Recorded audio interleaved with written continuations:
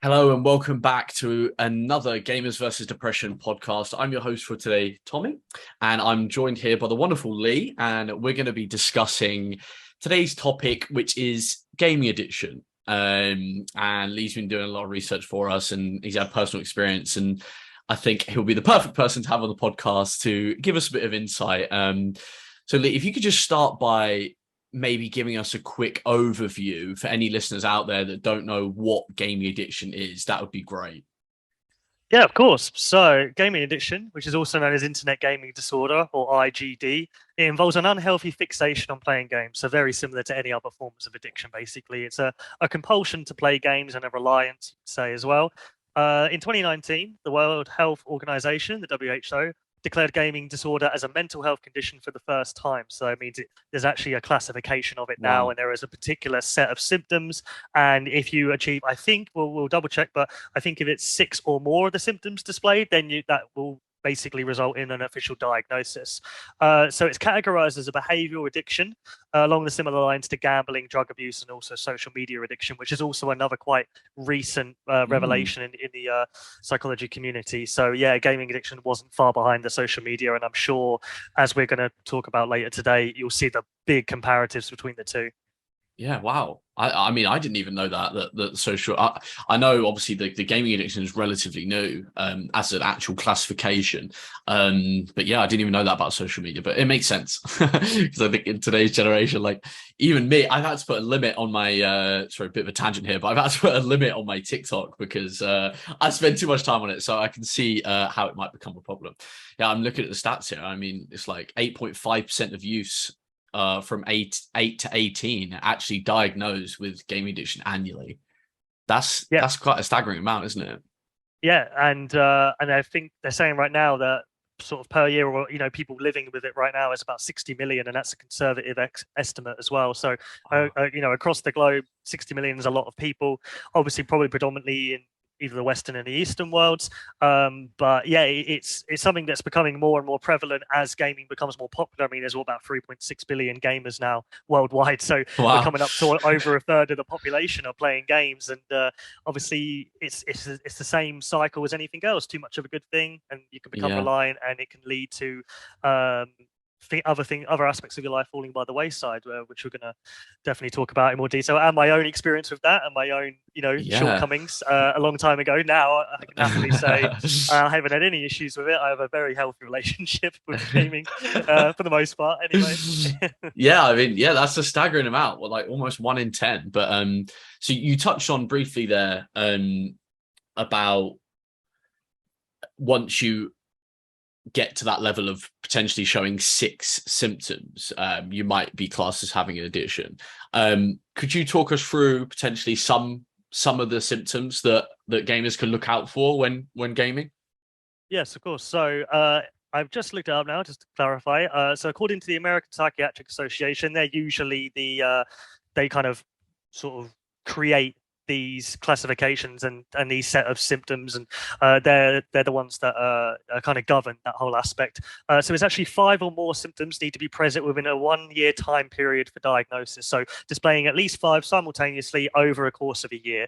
The first one is, of course, a preoccupation with gaming, which would be a given. So spending any time that you possibly have playing games, but that can also mean thinking about games or experiencing withdrawal symptoms, which is another a sign of gaming addiction. So if the gaming is taken away or it's not possible for any reason, you could experience sadness, anxiety, and irritability. And that is something that I personally experienced actually when I wasn't able to play games in my Wow. mid-teens. So I mean, I'm 29 now, so it's a long time ago, luckily.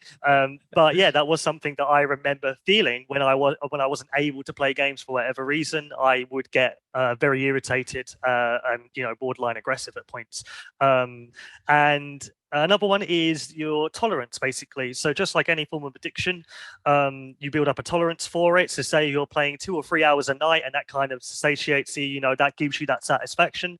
Over time, 2 or 3 hours won't be long enough, and then you've got to play longer and longer and longer. So just like you know, for example, someone with a drug addiction, they get tolerant of the dosage they're taking, and then they continue to take more and more as they go on, because it doesn't give them the same effect. And although obviously this is completely on more of a psychological level than actual physical dependency, it's still present within gaming addiction itself. And alongside with that as well is the increase in playtime also usually resulted in inability to reduce playing time and unsuccessful attempts to quit gaming altogether. So essentially, you've tried to cut down, you've realized you may have an issue, and you're still incapable of doing that because that compulsion is still there, that addiction is still present, and it's kind of overtaking your will, the power, essentially. So that's another predominant sign that you'll find in gaming addiction too.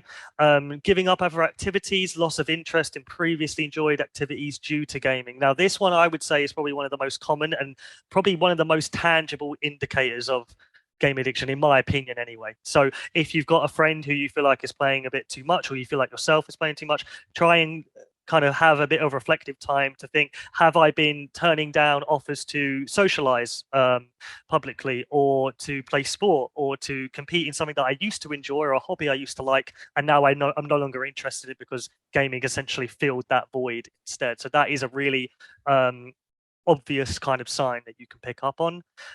This one as well kind of goes hand in hand, continuing to game despite problems. So that one is potential mainly about understanding, maybe not necessarily having the self-awareness, but seeing that, you know, maybe your grades are failing, you're not performing as well at your job, or maybe your relationships are starting to break down, and it's basically due to the fact that you're prioritizing your game time over these everyday activities you need to do.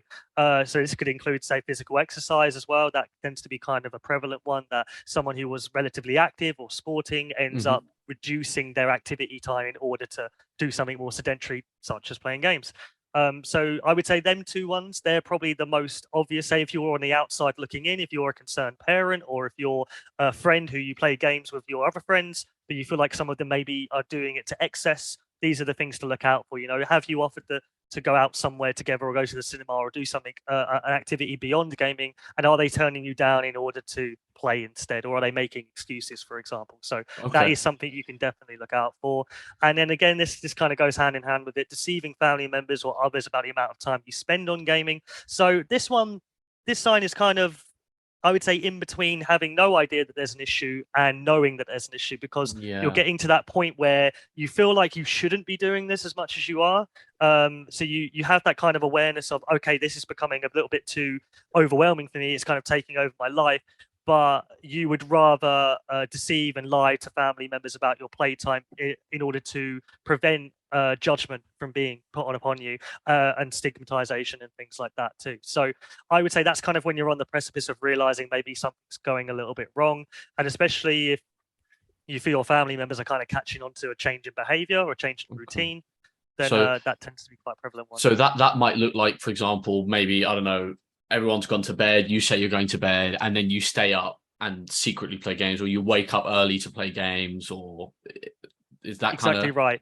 And then it's fully following on with that. It's say in the morning you get up and your parents or your guardians have said to you, oh, how long you stayed up late last night? How long was you up for? And if you say, oh, I only played for 2 or 3 hours till about, you know, say midnight, but you actually played till about 3 or 4 a.m. And now you're sleep deprived, and now you're having to head out to go to school or work. And then that's when the gaming despite problems happens. That's where you're giving up on activities or loss of interest. So it's quite cyclical. It's kind of a knock-on effect. As soon as you do one, it all starts affecting the other. But essentially, it's that you could call it guilt, I guess you could say.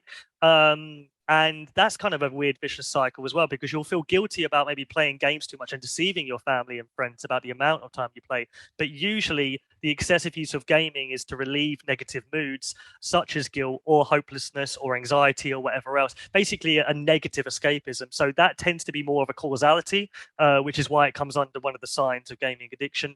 And then finally, this one essentially encompasses the last kind of 4 or 5 that we've mentioned, but it's the risk of playing too much, jeopardizing or losing your job, or your grades faltering, or losing relationships due to gaming. So basically negative outcomes that are due to the fact that you are playing too many games, essentially. Right. Okay. Yeah. And like you say, the most tangible ones to look out for are probably when you feel guilty, like you're deceiving other people, yourself. And if you find yourself or your friends saying no to maybe doing things on the weekend, or and they're saying no specifically because they know they want to go home and play games.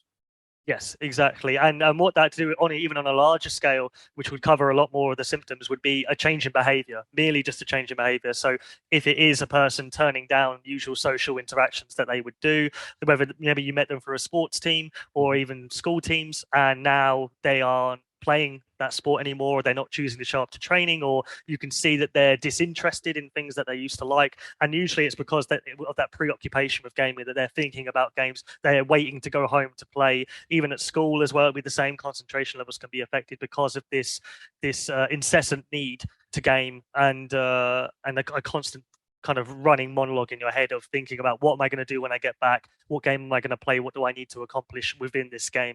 And that's going to go on to kind of some of the causality and the reasons behind why people get addicted to games.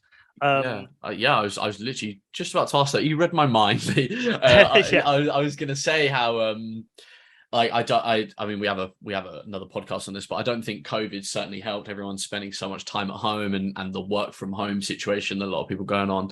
But I think that in terms of the causes, like we say a lot here at Gamers versus Depression, that gaming is just a tool. It can definitely be a positive thing, but if you could, like you was about to say before I rudely interrupted you, touch on some of the causes that might bring someone to going down this path.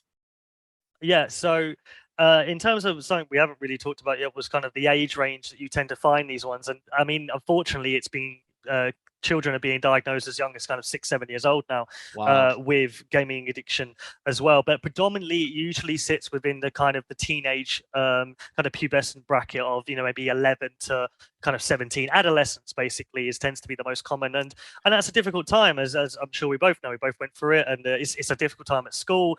Difficult time growing up, hormonals, everything else like that.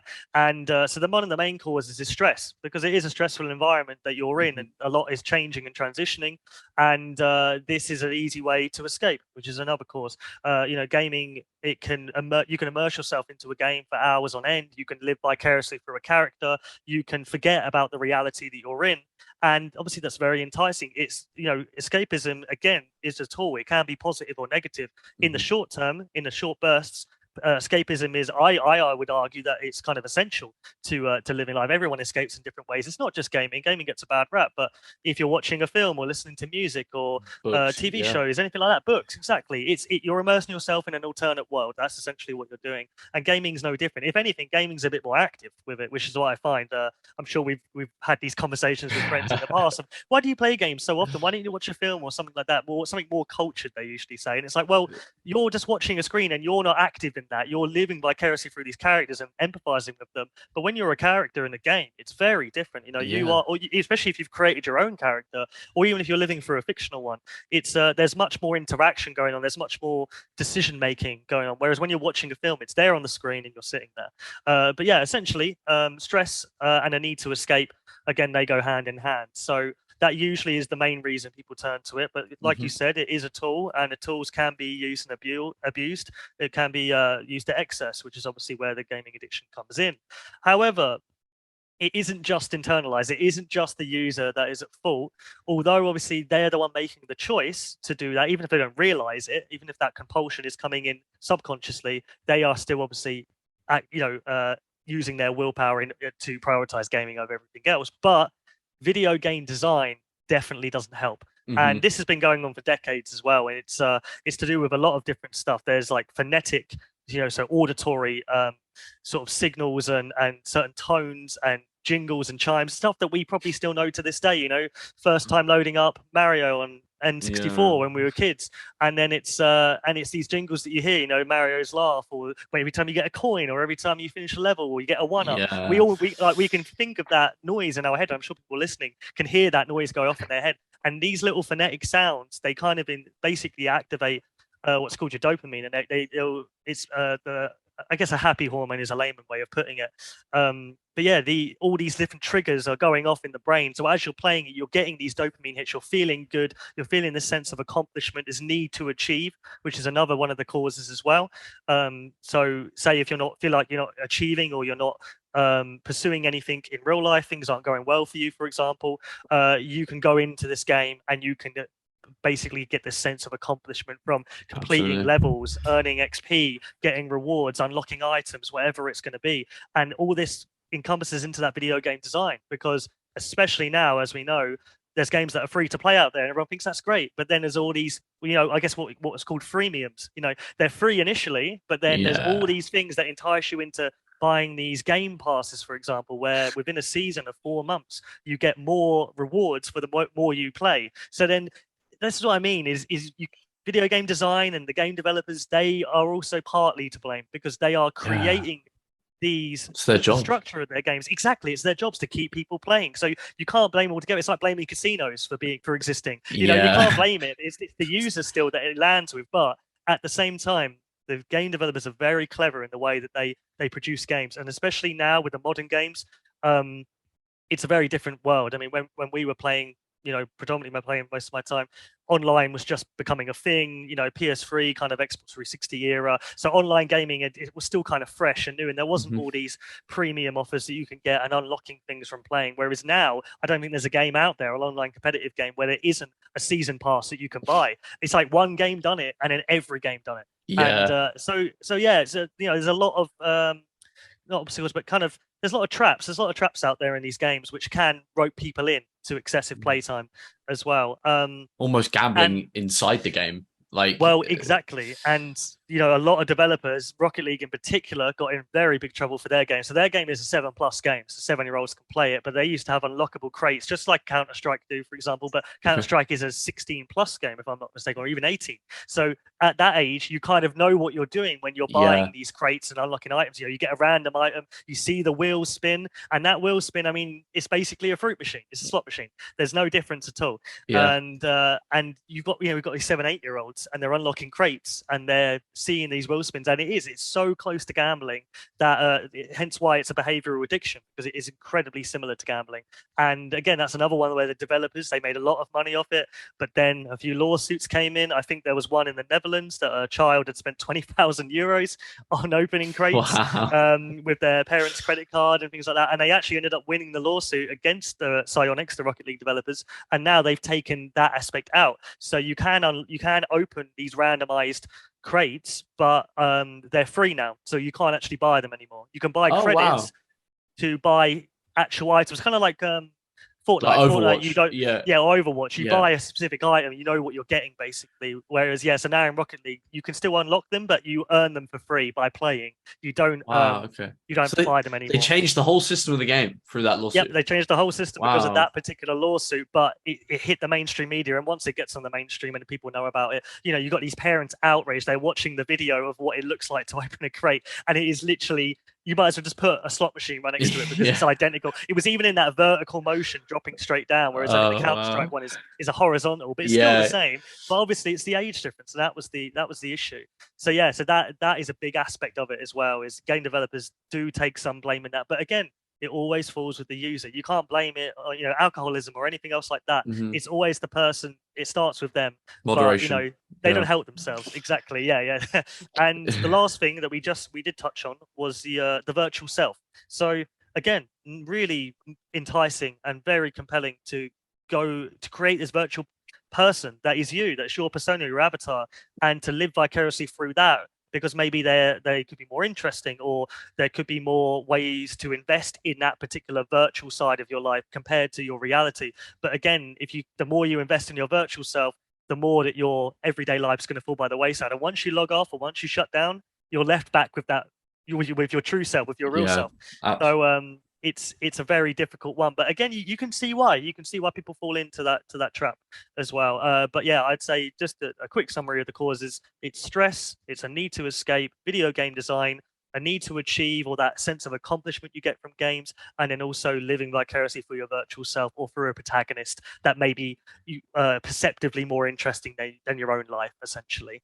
So Yeah, that's the coverage I of mean, that. hearing those last two, a need to achieve in your virtual self, I just think of like World of Warcraft. Like, I don't want to specifically blame certain games, but I have so many friends that, and I'm not sure if any of the listeners out there play World of Warcraft, but it's like, from what I hear, because I haven't played in years, it's like, you have to turn up to raids at a certain time. You have to keep your item level above a certain, like, you have to actually invest hours, otherwise you're gonna get left behind. And I think that need to achieve and having a certain schedule to play on, it almost feels like a job. And maybe some people might feel like they use that over a job or prioritize that even over their job. But I know that you said earlier on in the podcast that you've had your own personal experience with gaming addiction. Could you give us like a brief breakdown of what it might look like for any listeners out there that could potentially relate or know someone that sounds like they're going through the same thing? Yeah, of course. So for me, it was in my teenage years. I think I was around sort of 16, maybe 15 actually, because I I remember one of the main trigger points was my GCSEs, and obviously 16 again, it's a really stressful time. You're wanting to get the grades, go to college or apprenticeship, whatever you're doing. And I think that's changed now. I think you have to be in education till you're 18. So it's very different now. Whereas back then it was like 16 and you're done, and then you can do whatever you want after that. But so it was around about, let's say 15 to about late 16, maybe edging into 17 years old. And it started because of mainly pressures of school, pressures of social factors, the typical things that a teenager goes through, friendship groups, for example, school grades, pressures coming from different places. I played a lot of sport as well, so there was influences from that. And it was mainly a need to escape, a need to kind of stress relief. That was my main reason for that. And also there was a little bit of, bit of self-loathing in there, I would say, as well. Like, I didn't really like myself at that time, so I wanted to escape from myself. And also I had this idea in my head that if I was good at these games, it would kind of give me that social acceptance, because back then, I mean, we're talking like COD 4, Modern Warfare 2 kind of era. Next gen consoles, PS3, Xbox 360 just came out. It was a big time for gaming. Like, it was in school, that was the be all end all for every probably predominantly male, but every single person in that school. It was all you ever talked about. You talked about your KD ratio, your MMR, whatever it was.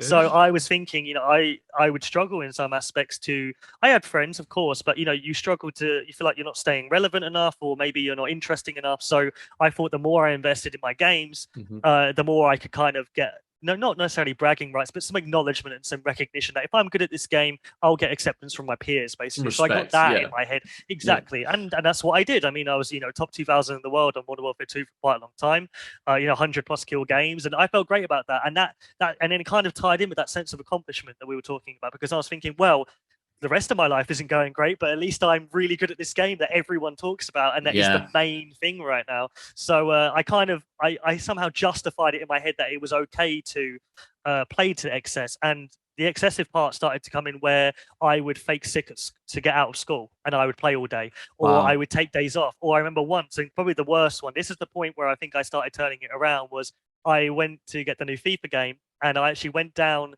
to my local Tesco at midnight to get the release, which a lot of people did. But a lot of people, what they did is they went home, maybe played one game, went to bed, and then got up the next day. I played all night, and then I went into school the next day, or I went into college the next day. And obviously I was falling asleep at my desk. I had my teacher came up and kept me after class and was concerned and said, "What's happened?" And I was like, "Oh, this new game come out, and I wanted to play it for an excessive amount of time." I was drinking Monsters and Red Bulls to stay awake at 16, which is probably not a good idea. And that was the point where I was like, okay, I'm into sport, I'm into stuff. Maybe I need something to change here. So the way I addressed it was joining the gym. So all these kind of things, like, this lack of accomplishment, this kind of feeling of worthlessness at points that I would have, this lack of kind of tangible progression in the gym, exercise, that gives you all of that. It's all the same, because you can set out goals, you can see tangible progression, you can see it physically, track it. More. I can run further, I can track this more. And And another big aspect as well, this was probably, I reckon this was the cornerstone of the reason why I was borderline getting onto that addiction, was fairness and control. So again, when you're in your teenage years, you know, it's a cliche, but you realize life's not fair, and you kind of, it annoys you. It really annoys you, doesn't it? And it's like, and that frustration, I couldn't let it go. I couldn't let it go that it wasn't fair. There was a lack of control you had in life. Whereas in games, you have that fairness. It is a virtual world that is built on a set of rules, which means you are in control of your actions. It's a cause and effect. If you do something positive in a game, you get a reward for it. If you do something negative, you don't get the reward, or you get punished, or whatever it is. And in real life, that doesn't matter. You can do bad things and still not get punished, or vice versa. You know, we all know how the world works. Yeah, exactly. But you know, when you're a teenager, you're frustrated because obviously hopefully most people's parents aren't saying to them, oh yeah, you know, life's not the way you're going to think. You're not the way you think it's going to be, and then you learn the hard way, basically, which is what happened to me. So I delved into that. But then again, in the gym, it's the same thing. It's like, if you go to the gym, if you exercise, if you you know, concentrate when you're in there, if you put effort and intensity into it, if you learn about things, you learn new forms, new techniques, you learn how to train properly, you will get that cause and effect of, if you go, you will improve your physical health, your mental health massively. One big thing as well is we kind of touched on, was your dopamine center. You know, all these dopamine hits you're getting from games, you get that physically from exercise, a feel good factor. Dopamine releases in a more natural way. So for me, I think if I didn't go to the gym, my life would have been very different. I feel like I would have gone down a very probably negative route, and that gaming addiction would have continued to stay. But it balanced me. It balanced me out. And as I started getting that proved my self-worth, because I was looking better. I gained more confidence. I decided to concentrate more at school and college. I went on to university in the end, you know. And obviously now I'm here talking about games. The rest is history. It's gone full circle. It's gone full circle. So yeah, so I would say addressing it, which I think going on to some solutions be a nice little transition here. Yeah, it would be great. So starting with that, finding other interests. Doesn't have to be to the gym necessarily. It can be a sporting activity. It could be something active, inactive, whatever it is. But something that is new for you, that has a bit of a learning curve, maybe not too harsh of a one. And also something that can give you that satisfaction and that sense of accomplishment. But maybe there's more of a social aspect to it. Or maybe it's something tangible of worth, you know, learning an instrument, or you're creating something, artwork, whatever it is. But at the end, you have something of substance there. And I'm not saying you don't with games. Obviously, you have, you know, there's trophies and achievements, another way that game developers will kind of entice people to keep playing, and recognition of skill, which is another great thing too. I mean, look at esports. That's the entire point. It's to show that you're one of the best in the world. But again, yeah, just finding what satisfies you from gaming and finding it within these other activities as well. So that's one of the main ones. And then here's where the kind of the research splits here. Some people say cold turkey is the only way to do it, quitting gaming altogether, completely. Now, I don't know about you, but for me, I would say that's a very extreme thing to do, because games are fun. People like it. Yeah, exactly. Yeah. So I would personally, if you haven't tried this one I'm about to say, obviously, so if you have tried it and it's failed, obviously cold turkey will be the last option. But for me, monitoring and reducing game time, I think, is a better method. Basically, taking back control of it. That's what you want to do. And taking back control, monitoring your game time, that could be giving you, it could be either, this is what I do now to monitor my game time. I think, right, I've got all these things to do today. I've got to go to the gym. I've got to do, you know, typical chores, life admin, whatever it is, go to work. And I'm thinking, right, I've done all that now. I've got 2 or 3 hours. I've just had dinner, I've made dinner. I'm ready for tomorrow, set up tomorrow for my day.